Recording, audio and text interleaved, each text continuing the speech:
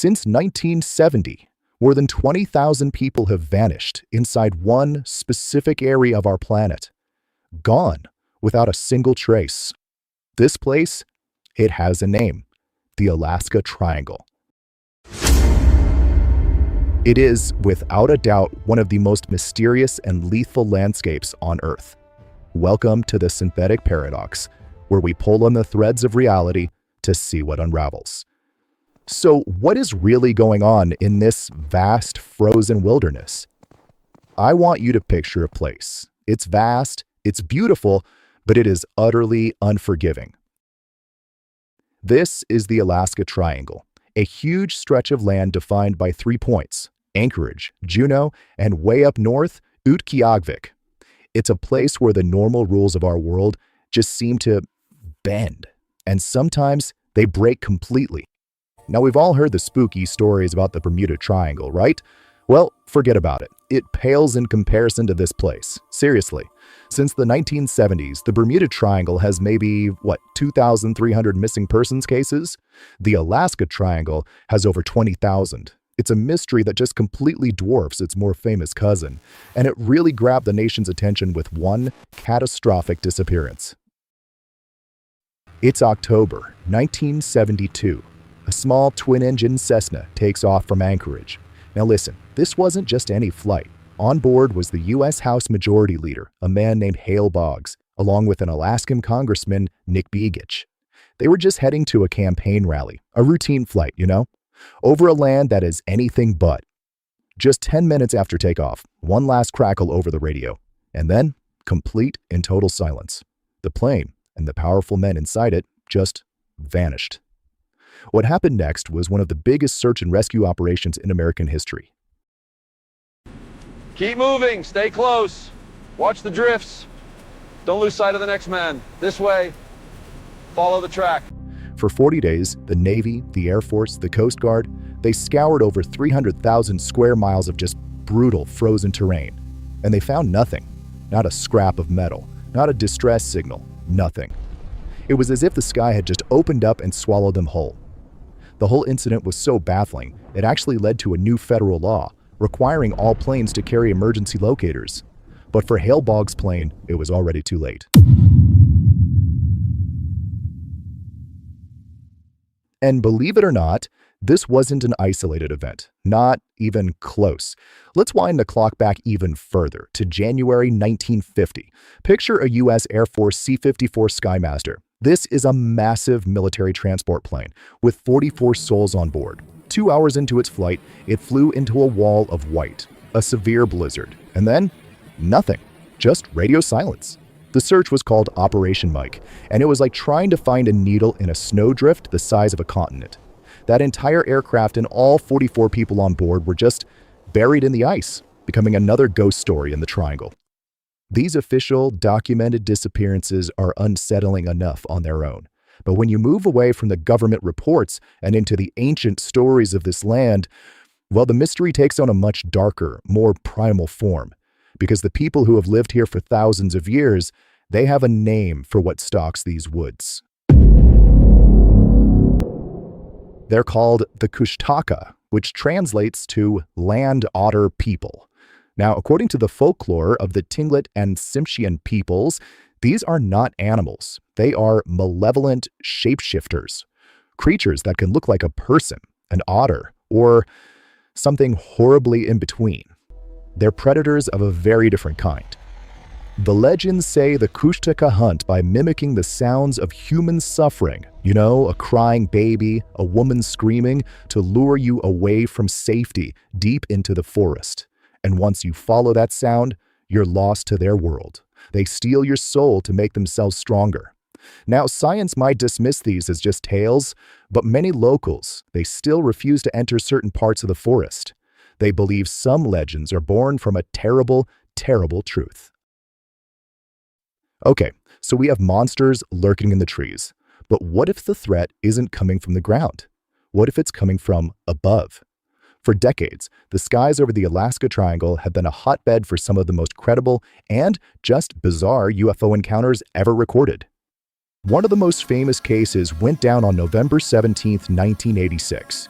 Japan Airlines Flight 1628, a huge cargo jumbo jet, was flying over Alaska when the pilot and his crew saw 3 unidentified objects. And these weren't just distant lights. 2 of them got so close they lit up the entire cockpit, the pilot said he could feel their heat. Then a third, massive round object appeared on radar, tailing their 747. Air traffic control saw it, the US military confirmed it, and then, just as suddenly as it appeared, it was gone. To this day, the official FAA report just lists the event as unexplained. So what could possibly be going on here? Well, one theory points to something called vile vortices. Back in the 60s, a researcher proposed that there are 12 spots on Earth, including the Bermuda Triangle, where the planet's electromagnetic energy is just weird.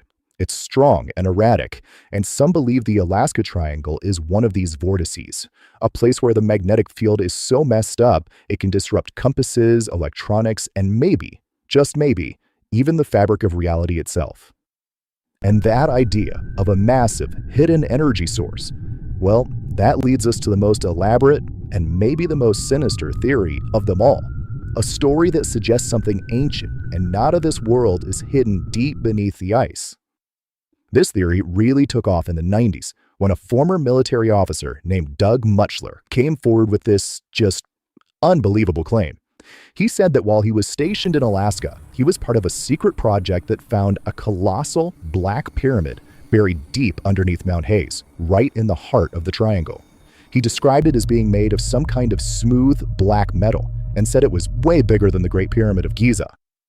So according to the theory, this pyramid is basically an ancient power generator. It creates this huge electromagnetic field that messes with compasses and radios for miles around. And it's so powerful, the theory goes, that large metal objects, like airplanes, that fly too close are just pulled right out of the sky. And the ultimate purpose? To power a secret underground base run by some kind of non-human intelligence. And if you think that sounds like something out of a sci-fi movie, listen to this. In 2020, an explorer named Nathan Campbell, he got obsessed with this legend. He set off on a 4-month expedition to find the pyramid. When his friend went to the pickup spot in September, Campbell's tent and all his gear were there, but he was gone. He had become another one of the 20,000 swallowed by the very mystery he was trying to solve. So here we are.